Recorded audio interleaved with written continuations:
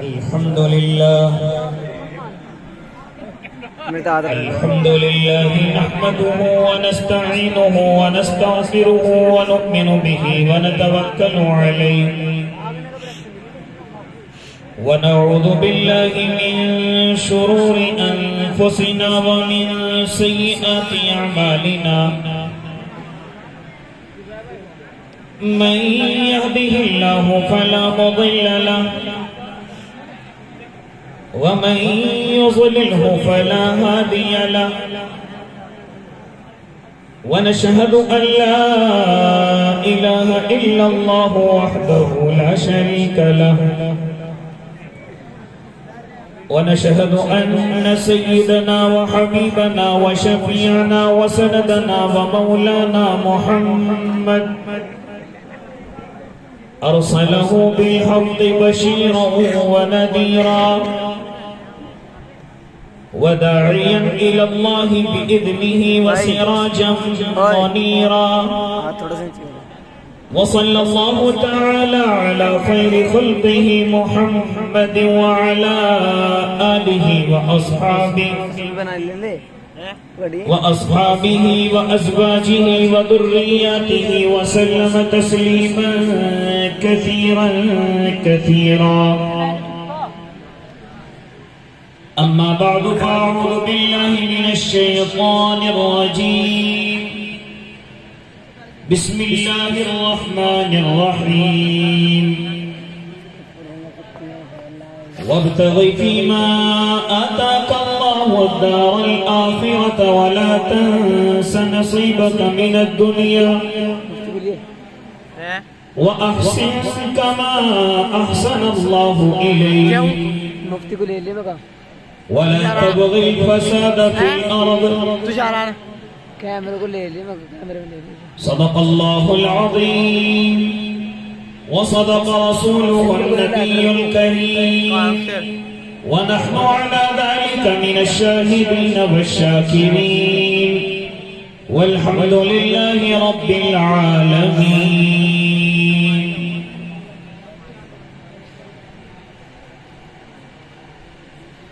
باوقار علماء کرام، شعراء اعظام، واجب الاحترام ساتھیوں، بزرگوں، نوجوانوں اور معصوم بچوں، بڑا خوش نصیب ہوں کہ اتنی بڑی محفل میں، محفل حمد و نعت میں مجھ جیسے کم علم کو مدعو کیا گیا. دعا کریں اللہ صحیح کہنے کی اور ہم سب کو اس پر عمل کرنے کی توفیق عنایت فرمائے. اسٹیج پر بڑے بڑے علماء کرام، حضرت مولانا فرحت عمر صاحب قاسمی دام فیوزہم، حضرت مولانا منور صاحب قاسمی دام ظلہم، اور جن کی محبتیں پھر ایک مرتبہ آپ کے دیار میں روبرو کا شرف بخش رہی ہیں، حضرت اقدس حضرت مولانا شوقین صاحب دام ظلہم جو مدیر اعلیٰ ہیں مدرسہ حاضہ کے، دیگر علماء کرام، مفتی ولی اللہ صاحب، حضرت مولانا مفتی تاج محمد صاحب قاسمی. مجھے بہت مختصر گفتگو کرنی ہے، وقت بھی اجازت نہیں دیتا اور آپ کی آنکھیں بھی اشارہ کر رہی ہیں کہ مختصر کر دیا جائے. ہم صرف دعا کی وجہ سے بیٹھے ہوئے ہیں، اس لیے بہت مختصر گفتگو مجھے کرنی ہے. اس وقت میں ہم خاص طور سے اپنے بڑے بزرگوں کو جو ہمارے درمیان سے ہم سے پہلے اس دنیا سے رخصت ہو کر کے چلے گئے، بالخصوص حضرت اقدس حضرت مولانا غفران صاحب قاسمی دام فیوزہم رحمت اللہ علیہ، اسی طرح شاعر باکمال حضرت قاری عبد الماجد صاحب کمال میرٹھی رحمہم اللہ. ایسا لگ رہا ہے کہ دونوں حضرات رات کی ہماری اس نشست میں موجود ہیں. قاری ماجد کمال صاحب آپ ہی کے گاؤں کے رہنے والے اور الحمدللہ میرے وہ 1 سال کے ساتھی بھی ہیں. اگرچہ وہ قرات میں ان کا داخلہ، میرا مشکات میں داخلہ، درسی ساتھی تو نہیں ہے لیکن مدرسے کے ساتھی ہیں. بڑا مخلص انسان، پرتکلف اور اسی طریقے سے ہنسنے اور ہنسانے والا.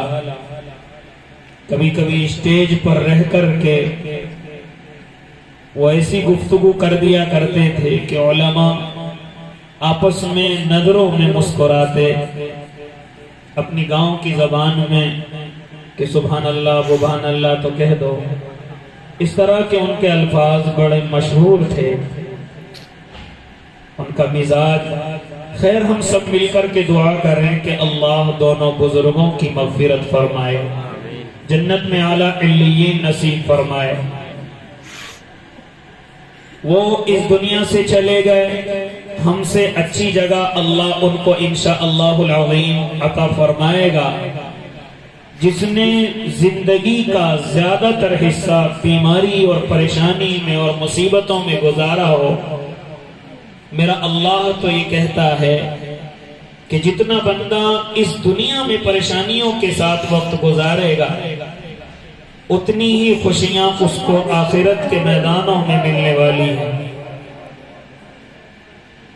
آخرت کے میدانوں میں ملنے والی ہے. یہاں تک فرماتے ہیں میرے اور آپ کے آقا کہ جب پریشان بندوں کو اللہ عزتیں قیامت کے میدان میں عطا کرے گا تو دنیا کے اکثر انسان یا تمام انسان اللہ سے یہ امید رکھیں گے اور یہ دل میں اپنے سوچیں گے کہ کاش ہم بھی دنیا کی زندگی میں کینچیوں سے قطر دیے جاتے، ہمیں سکون نہ ملتا، ہمیں خوشحالی نہ ملتی. ہمیں کیا معلوم کہ پریشان لوگوں کو اللہ اس زمین پر اتنے درجات عطا کرے گا، کاش ہم بھی دنیا کی زمین پر کینچیوں سے قطر دیے جاتے. اور یہ عبد الماجد نے زندگی کا بہت سارا حصہ بیماری، پریشانی اور مصیبت کے اندر گزارا ہے. انشاءاللہ یہ بیماری ان کو شہادت کا درجہ عطا فرمائے گی. میرے آقا کا فرمان الحمہ شہادہ، بخار کی موت بھی شہادت ہے. اسی طریقے سے لمبی بیماریاں جن کو چلتی ہوں اور وہ انہی میں دنیا سے رخصت ہو جاتے ہوں، علماء فرماتے ہیں کہ ان کو بھی شہیدوں کا درجہ اللہ عطا فرمائے گا. لہذا اب سوچنا میرا اور آپ کا ہے کہ وہ تو اس دنیا سے پردہ کر گئے، مجھے اور آپ کو کیا سبق دے گئے؟ مجھے بھی سبق یہ مل گیا کہ اس زندگی کو ہمیشہ کی زندگی نہ سمجھا جائے، اس زندگی کو یہ نہ سمجھا جائے کہ میرے پاس ہمیشہ رہے گی. یہ صحت، یہ جوانی، یہ مال و دولت، یہ طاقت، ہم یہ نہ سمجھیں کہ یہ ہمارے پاس ہمیشہ رہے گی. میرے اللہ کا فرمان آ چکا ہے کل من علیہا فان ویبقى وجہ ربک ذو الجلال والاکرام. ہر چیز فنا ہونے والی ہے، ہر چیز ختم ہونے والی ہے. صرف یہ فرق ہے کہ آج کسی کا نمبر ہے، کل کسی کا نمبر ہے، آئندہ کسی کا نمبر ہے. او اللہ کے نیک بندو، اللہ رب العزت مجھے اور آپ کو سبق دیتا ہے کہ آج جن کو اپنے کندھوں پر لے کر کے جا رہے ہو، کل تم بھی کسی کے کندھوں پر جاؤ گے، کل تم بھی کسی کی آنکھوں کے آنسوؤں کا دریا بنو گے۔ لہذا اس زندگی کو ہمیشہ کی زندگی نہ سمجھو، اس طاقت کو ہمیشہ کی طاقت نہ سمجھو، اس مال و دولت کو ہمیشہ کی مال و دولت نہ سمجھو۔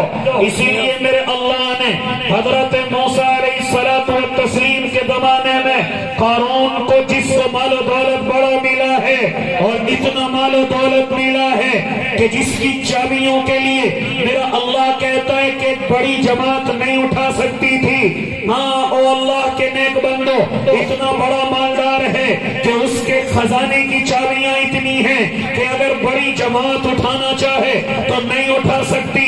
لہذا وہ اللہ کے نبی کا نافرمان ہوا اور اس دولت کو سمجھنے لگا یہ دولت میرے پاس ہمیشہ رہے گی، اس دولت کا مالک میں رہوں گا، اور اس دولت کے ذریعے سے میں تمام آسائشیں اور تمام آرائشیں اور تمام زیبائشیں اور تمام کی تمام چیزیں میں اس آرام سے اس قارون کے مال کے ذریعے سے خرید سکتا ہوں۔ لیکن کیا فرمایا تھا میرے اللہ نے؟ اس کو کچھ نصیحتیں فرمائی تھی۔ اسی کے تعلق سے میں نے قرآن مقدسہ کی آیت کریمہ تلاوت کی۔ وہ نصیحت خالی قارون کو نہیں ہے، وہ ہر اس زمین کے مال و دولت رکھنے والے کو ہے کہ جو اس زمین پر جس کو اللہ نے مال و دولت دیا ہے، اس زمین پر جس کو اللہ نے مالدار بنایا، طاقتور بنایا، ہاں ان تمام کے تمام لوگوں کو میرا اللہ نصیحت کرتا ہے کہ لوگوں اگر تمہیں زندگی کے اندر سکون مل جائے، اگر تمہیں خوشحالی مل جائے، اگر تمہیں مال و دولت مل جائے تو کچھ نصیحتیں ذرا ہماری بھی یاد رکھنا۔ اگر تم چاہتے ہو یہ دنیا کامیابی کے ساتھ گزرے، اگر تم یہ چاہتے ہو کہ ہم کل قیامت کے میدان میں اللہ کو منہ دکھائیں تو تم کچھ نصیحتیں ذرا ہماری بھی پکڑو۔ اے اللہ وہ کون سی نصیحتیں ہیں، اے اللہ وہ کون سے کلمات ہیں؟ تو میرے اللہ نے ان کو قرآن کے اندر بھی نقل کیا، میرے اللہ نے ان کو اپنے کلام کے اندر بھی اتارا اور فرمایا وَابْتَغِ فِيمَا آتَاكَ اللَّهُ الدَّارَ الْآخِرَةَ۔ اگر اللہ تمہیں خوشحالی دے، اگر اللہ تمہیں مالداری دے، اگر اللہ تمہیں ترقی دے تو اس سارے کے سارے موسم کو اللہ کی طرف سے ملنے والی ایک نعمت سمجھنا، اور اس مالداری سے سب سے پہلے اپنی آخرت کو صحیح کرنا۔ یہ کون فرما رہا ہے؟ میرا اللہ۔ یہ کس سے فرما رہا ہے؟ میرا اللہ۔ یہ مجھے اور آپ کو نصیحت ہے۔ وَابْتَغِ فِيمَا آتَاكَ اللَّهُ الدَّارَ الْآخِرَةَ۔ آخرت کے بارے میں بھی ذرا کچھ سنبھال کر کے رکھنا۔ صرف اپنے بناؤ سنگار نہیں، صرف اپنے مکان اور دکان نہیں، صرف اپنی زمین اور جائیداد نہیں، صرف اپنی بناوٹ نہیں، صرف اپنی مونچھوں کی لڑائیاں نہیں، صرف یہ پیسہ، یہ مال و دولت اس دنیا کی رانائیوں میں برباد نہیں، بلکہ فرما رہا میرا اللہ ذرا اس کے ذریعے سے اپنی آخرت کو بھی صحیح کرنا، اپنی آخرت کو بھی کما لینا، اپنی آخرت کو بھی اپنے دامنوں کے اندر سمیٹ لینا۔ ایسا نہ ہو کہ دنیا کی ہر چیز تم خرید لو لیکن آخرت میں تم صرف غریب کہلاؤ، کمزور کہلاؤ، مجبور کہلاؤ، اور دنیا کے بعد جب تم قبر کے اندر پہنچو تو تم بے سہارا پڑے ہوئے ہو۔ اس زمین پر اگر اللہ نے تمہیں موقع دیا ہے تو سب سے پہلے اپنی آخرت کو صحیح کرنا۔ یہ مجھے اور آپ کو نصیحت میرا اللہ دے رہا ہے۔ وقت زیادہ ہو گیا اور مختصر گفتگو کرنے لگا تو اللہ رب العزت مجھے اور آپ کو کیا نصیحت کر رہا ہے؟ حالانکہ میرا اور آپ کا اللہ قارون کو سمجھا رہا ہے، لیکن خالی قارون کو سمجھانا مقصد نہیں ہے بلکہ انہیں بھی سمجھانا مقصد ہے جو اس زمین پر اپنے آپ کو قارون سمجھ بیٹھے ہیں، جو اس زمین کو اپنی ہمیشہ کی زندگی سمجھ بیٹھے ہیں، ہاں جو اس زمین پر رہنے کا وہ سمجھ رہے ہیں کہ ہمیں اس زمین سے کوئی نہیں ہٹا سکتا کیونکہ مال و دولت بڑا ہے، طاقت بہت ہے، زمینیں جائیدادیں بہت ہیں۔ ہاں جو سمجھ رہے ہیں کہ جن کے پاس جائیدادیں ہیں جن کے الفاظ بدل جاتے ہیں، جن کے چلنے کے انداز بدل جاتے ہیں، ہاں جو اپنے بڑوں کی ناقدری کرنے لگتے ہیں، اپنے چھوٹوں سے نفرت کرنے لگتے ہیں، اپنے علماء سے دور رہنے لگتے ہیں، اپنے دعوت کے ساتھیوں کے تعلق سے حقارت کی نظروں سے دیکھتے ہیں، میرا اللہ انہی کی طرف کچھ نصیحتیں کر رہا ہے۔ وَابْتَغِ فِيمَا آتَاكَ اللَّهُ الدَّارَ الْآخِرَةَ، کہ اس مال و دولت کے ذریعے سے یہ جو سکون تمہیں ملا ہے، اس کے ذریعے سے پہلے اپنی آخرت کو صحیح کرنا، پہلے اپنی آخرت کو درست کرنا۔ اے اللہ کے نیک بندو، اسٹیج پر بڑے بڑے علماء کرام ہیں، مجھ سے کچھ عمر میں چھوٹے ہیں، مجھ سے کچھ عمر میں بڑے ہیں، اور علم میں تو سب کے سب بڑے ہیں۔ میں اپنے علماء سے گفتگو کرنے لگا ہوں، آپ نے اللہ کے نبی کی حدیث پڑھی ہے اور بار بار پڑھائی ہے، فرماتے تھے میرے اور آپ کے آقا کہ پیر اور جمعرات کے دن میں اللہ رب العزت کے یہاں بندے کے اعمال نامے پیش کیے جاتے ہیں، اللہ ان کے ساتھ ساتھ میں بدلے بھی اتار دیا کرتا ہے، کسی کو جنت نعیم عطا کرتا ہے، کسی کی روزیوں میں برکتیں دیتا ہے، کسی کی نسلوں کے فیصلے کرتا ہے۔ اللہ رب العزت پیر اور جمعرات کے دن اپنے بندوں کے اعمال سن کر دیکھ کر میرا اللہ جنتوں کے فیصلے بھی کر دیا کرتا ہے۔ لیکن جانتے ہو اسی روایت میں کیا فرمایا تھا میرے اور آپ کے آقا نے کہ ایک ایسا انسان ہے کہ اللہ اس کے لیے کوئی فیصلہ نہیں کرتا، اللہ اس کے لیے کوئی فیصلہ نہیں کرتا، واپس کر دیا جاتا ہے۔ اے اللہ کے نبی کون ہیں؟ فرماتے تھے میرے اور آپ کے آقا، ہاں وہ انسان وہ ہے جو کسی سے بغض رکھتا ہو، جو کسی سے حسد رکھتا ہو، جو کسی سے جلن رکھتا ہو، لہذا بغض اور حسد میں اتنا پڑ گیا ہو کہ اسے بیماری میں دھکے دے دیے ہو، ہاں بغض اور حسد میں اتنا پڑ گیا ہو کہ اس کو برباد کرنے پر اتر آیا ہو۔ لہذا میرا اور آپ کا اللہ ایسے بندوں کے لیے فرشتوں کو کہتا ہے ان کے لیے بھی کوئی فیصلہ نہیں ہے، ان کے لیے بھی کوئی فیصلہ نہیں ہے، یہ بغض و حسد میں گرفتار ہیں، یہ کینے میں گرفتار ہیں، ہاں یہ حسد اور جلن میں گرفتار ہیں۔ فرماتے ہیں میرا اللہ ان کے لیے میری طرف سے ابھی کوئی رحمتوں کا فیصلہ نہیں ہے جب تک یہ بغض اور حسد میں مبتلا ہیں۔ اے اللہ کے نیک بندے، میری گفتگو کو سمجھ سکتا ہے تو سمجھ لے۔ کیا فرماتے تھے میرے اور آپ کے آقا کہ بغض و حسد کے بیمار کے لیے کوئی فیصلہ نہیں، حسد اور جلن والے کے لیے کوئی فیصلہ نہیں۔ کون ہے بغض و حسد کرنے والا؟ ہاں وہی جو کسی کے مکان سے جلن رکھتا ہو، جو کسی کے کاروبار سے جلن رکھتا ہو، جو کسی کی اولاد کی ترقی سے جلن رکھتا ہو، جو کسی کی مالداری سے جلن رکھتا ہو، جو نعمت اللہ رب العزت نے عطا کر دی ہے، چاہے وہ علم کی نعمت ہو، چاہے وہ خوبصورتی کی نعمت ہو، چاہے وہ اچھے عالم کی نعمت ہو، چاہے وہ اچھے شاعر کی نعمت ہو، چاہے وہ اچھے انسان اخلاق والے کی نعمت ہو، جو اللہ نے اس کو نعمت عطا کر دی ہے، اگر جلن رکھتا ہے اللہ یہ برباد ہو جائے تو یاد رکھنا میرے اللہ کا پیر اور جمعرات میں اس کے لیے کوئی رحمتوں کے فیصلے نہیں ہوتے، کوئی فیصلے نہیں۔ یہاں تک فرماتے علماء کرام ذرا سنو، اور میرے رشتہ داروں کے گاؤں والوں ذرا سنو، اللہ کے نیک بندو کیا فرماتے ہیں میرے اور آپ کا اللہ، کیا فرماتے ہیں علماء؟ اے اللہ کے نیک بندو، یہ بغض و حسد ایسی بیماری ہے، ایسی بیماری ہے کہ اللہ رب العزت جس کے دل میں بغض ہوتا ہے، جس کے دل میں حسد ہوتا ہے، اللہ کبھی کبھی اسے کفر تک بھی پہنچا دیتا ہے، کبھی کبھی اسے کفر تک بھی پہنچا دیتا ہے۔ یہ اپنی طرف سے نہیں، مجھ سے بڑے علم والے موجود ہیں، مجھ سے بڑے علم والے موجود ہیں۔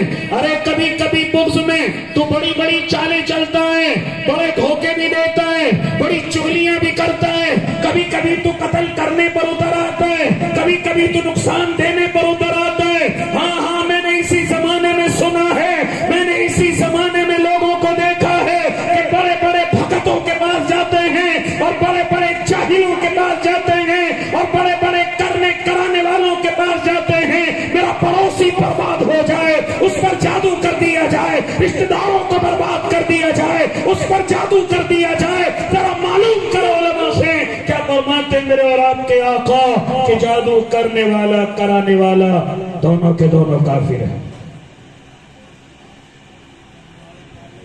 اگر سمجھ سکتے ہو تو سمجھو. یہ بغض و حسد کی بیماریاں میرے اور آپ کے اندر عام ہو چکی ہیں.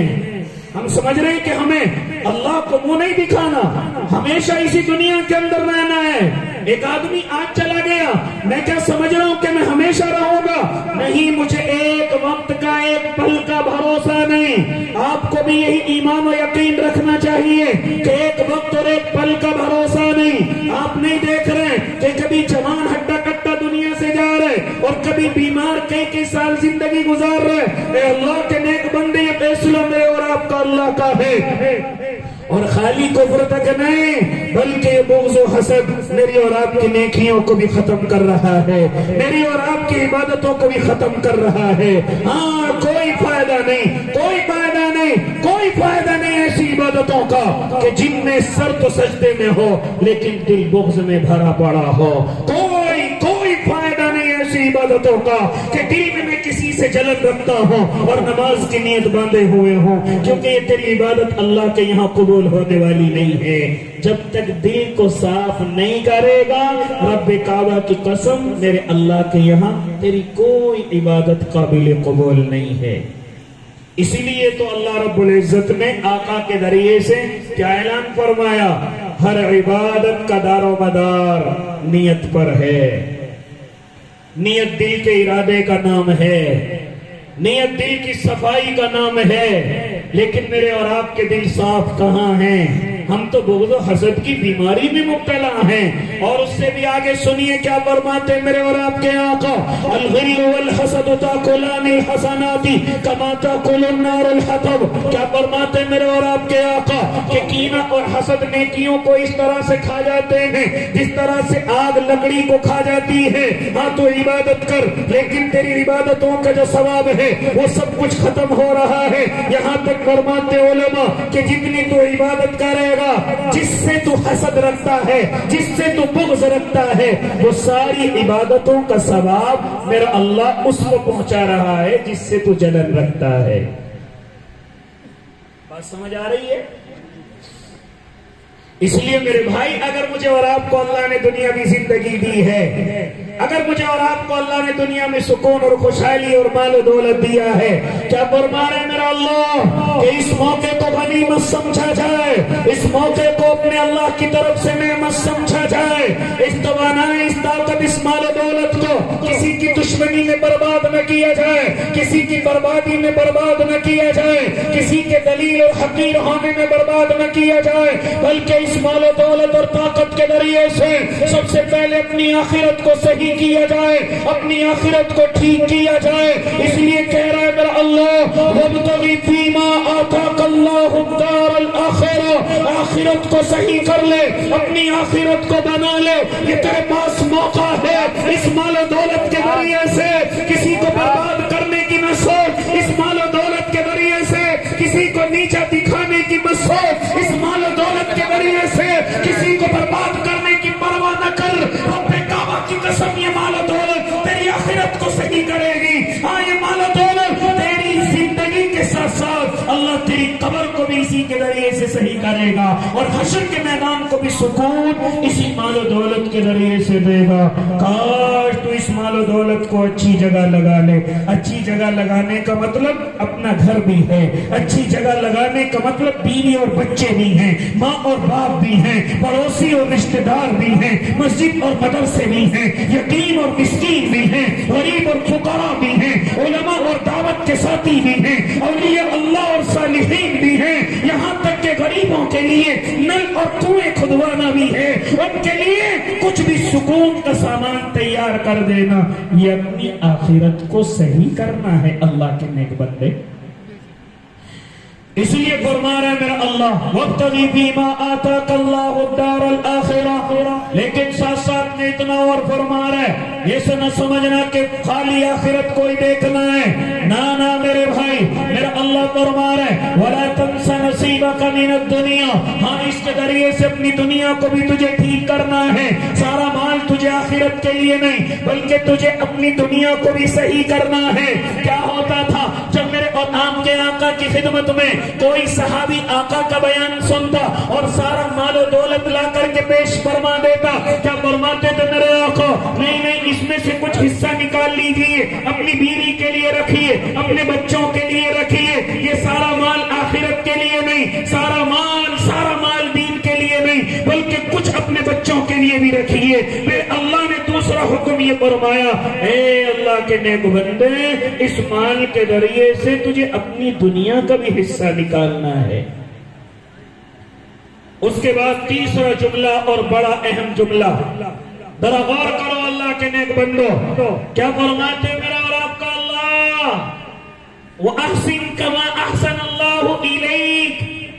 تیسری نصیحت تجھے یہ ہے کہ تو لوگوں پر ایسے احسان کر جیسے اللہ نے تجھ پر احسان کیا ہے، ایسے احسان کر جیسے اللہ نے تجھ پر احسان کیا ہے۔ وَأَحْسِن كَمَا أَحْسَنَ اللَّهُ إِلَيْكَ، ایسے احسان کیا کر جیسے اللہ نے تجھے گھر دے کر کے احسان کیا، کاروبار دے کر کے احسان کیا، زمین اور جائیداد دے کر کے احسان کیا، بیوی اور بچے دے کر کے احسان کیا، دکان اور کاروبار دے کر کے احسان کیا، اللہ نے تجھ پر بڑا احسان کیا۔ لیکن اس کا مطلب یہ نہیں ہے کہ تو کسی پر احسان نہ کرے، طرح سے مزدوروں کے پیسے رکھ لے، ارے طرح سے غریبوں کے پیسے رکھ لے۔ ہاں ایک لکھ پتی آدمی ایک غریب مزدور کے 400-500 روپے رکھ لیتا ہے، شرم نہیں آتی؟ کیا جواب دے گا اللہ کو؟ کہیں ایسا تو نہیں یہی غریب کے آنسو تیری قبر اور آخرت دونوں کو برباد کر دے؟ اس لیے فرما رہا ہے میرا اللہ، وَأَحْسِن كَمَا أَحْسَنَ اللَّهُ إِلَيْكَ، ایسے احسان کر جیسے اللہ نے تجھ پر احسان فرمایا ہے، ایسے احسان کر۔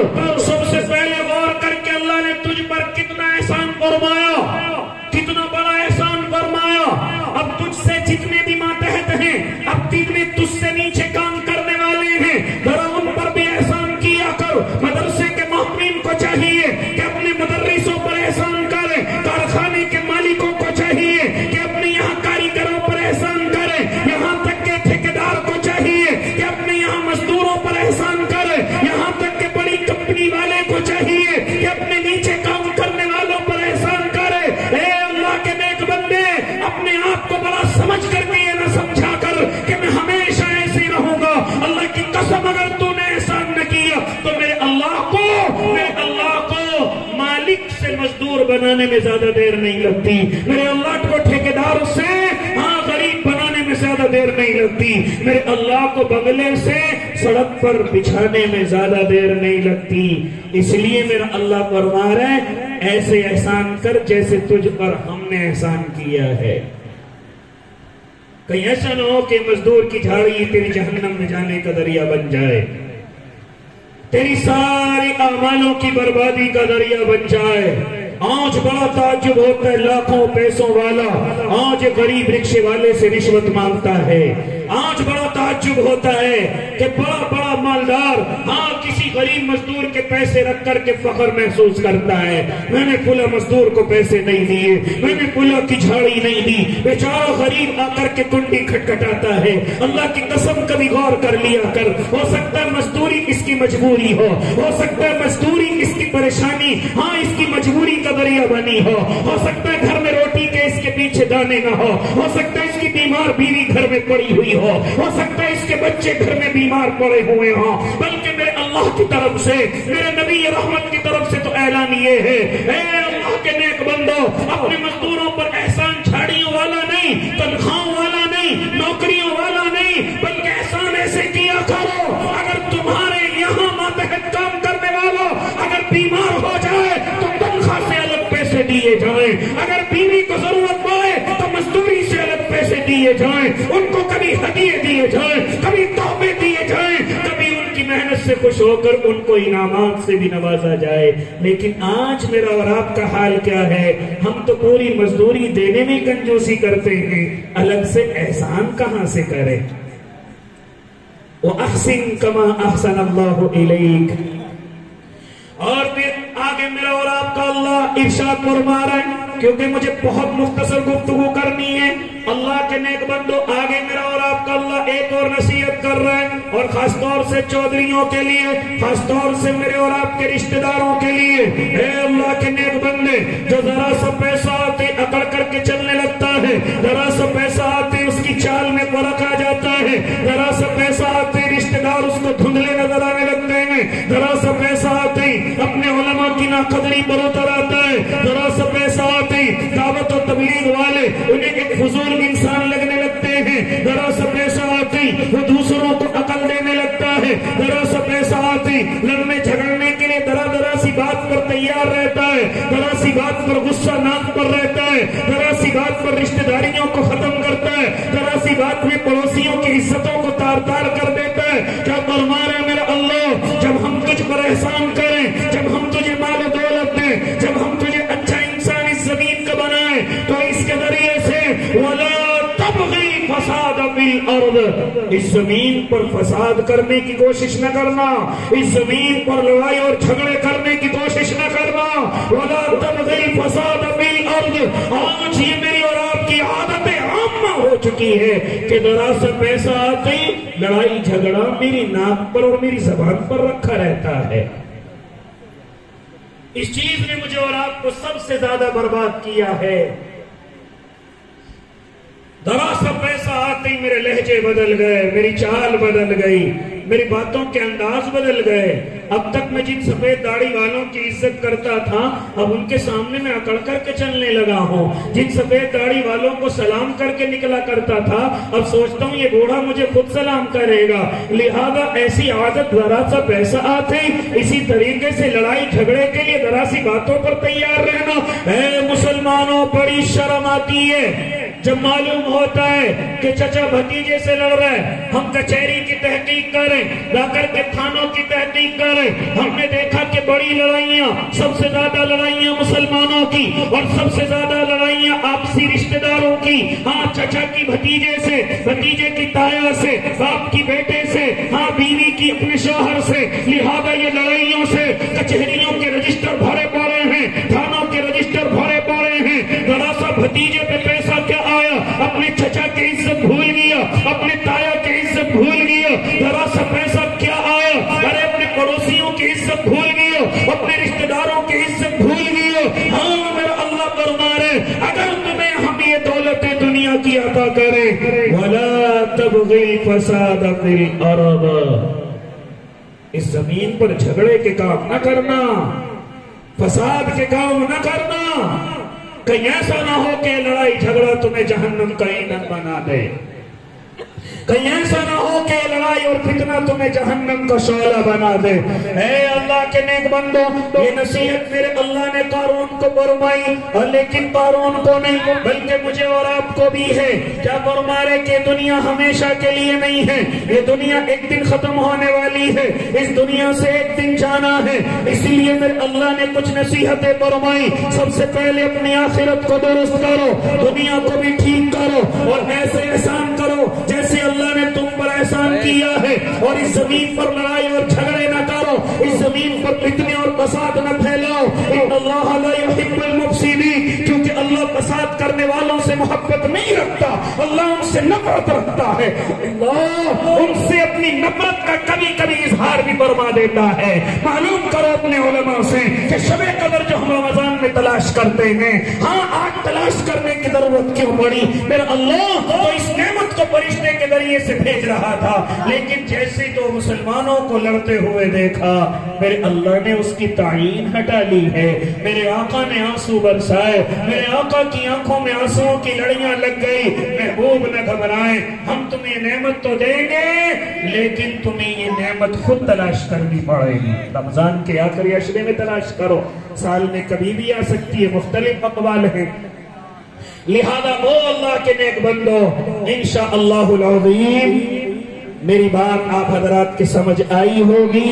اس دنیا کے ذریعے سے مجھے اور آپ کو یہ کندھوں پر جانے والے سبق دیتے ہیں کہ آج ہمارا نمبر ہے، کل آپ کو بھی آنا ہے، لیکن کوئی ایسی حرکت نہ کر کے آنا کہ قبر میں شرمندگی اٹھانی پڑے، حشر میں منہ جھکانا پڑے، کہیں ایسا نہ ہو کہ جنت کے دروازے بند کر دیے جائیں اور جہنم کے دروازے کھول دیے جائیں۔ خاص طور سے اپنے آپ کو بغض و حسد سے پاک رکھو، اپنے دل کو بغض و حسد سے صاف رکھو، اپنے آپ کو اس بیماری سے دور رکھو، کہیں ایسا نہ ہو کہ یہ محنت تمہاری رائے گاہ چلی جائیں، برباد چلی جائیں۔ یہ سبب مجھے اور آپ کو دیا جا رہا ہے اس قرآن کریم کے ذریعے۔ امید ہے کہ انشاءاللہ العظیم میری اس مختصر سی گزارش پر عمل کیا جائے گا۔ اللہ عمل کی توفیق دے، آمین وآخر دعوانا۔